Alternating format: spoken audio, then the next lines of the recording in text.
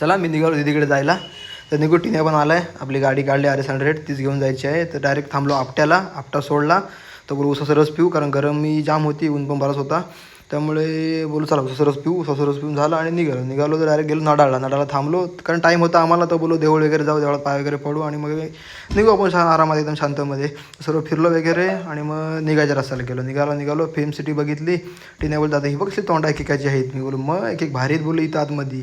तर ते झालं. तर पुढे गेलो, डायरेक्ट आलो कर्जतमध्ये आलो. विठ्ठलाची मूर्ती बघितली. इथे आलो असं वाटतो की डायरेक्ट आलो आहे आपण कर्जतला.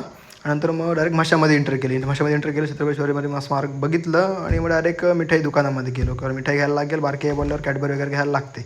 निघालो. टिन्या दादा बोलते रस्ता मोकळा असेल तर मी गाडी घेतो. मग रस्ता मोकळाच आहे तिकडनं, माशाच्या पुढे रस्ता मोकळा असतो. तर बोलो घे गाडी, चल बोलो, कारण गाडी द्यायची ह्याला भीती एकच आहे की हा ऐकत नाही, की गाडी एवढी फास्ट मारतो. आणि RS100 मेन म्हणजे गाडी एवढी हलकी, आणि परत हा रपटवतो म्हणजे हा 80ला टेकवतो ह्या गाडी भेटली की. पाय पोचत नाही, पण एक्सेलेटर आहे हातात, त्यामुळे तो काय एकदा घेर चौथा पडला की तो ऐकत नाही. मग तो काय आहे बघा आज बघितलं. तर चला नंतर मग आम्ही असे चाललोय. तिकडे पोचायची आतुरता आहे, कारण काळोख पडायच्या आधी आम्हाला पोचायचं होतं.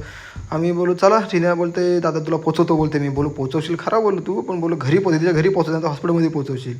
तर ते झालं. नंतर मग रनिंग मारली. तर बोलते दादा बोलते समोसे केले आपण, ते खाऊया. मग ते समोसे खाऊन घेतले आणि बोलो चला समोसे खाल्ले आणि परत निघालो आपल्या गाडीवर जायला. तर दादा टिन्या बोलते दादा तू नको घेऊच बोलते, मीच घेतो बोलते, मला जरा बरा वाटते बोलते गाडी चालवल्यावर. तर मला आग पण लागलेली. त्याला बोलतो चल घे बाबा, तूच घे, तुझी हाऊस माझ्या पूर्ण कर. आणि मग आम्ही निघालो. तसंच गेलो गाडी गेलो. 5-10 मिनटात बोलतो आम्ही पोचलो तिच्या घरी. तर चला जातो हल्दीला. Bye bye.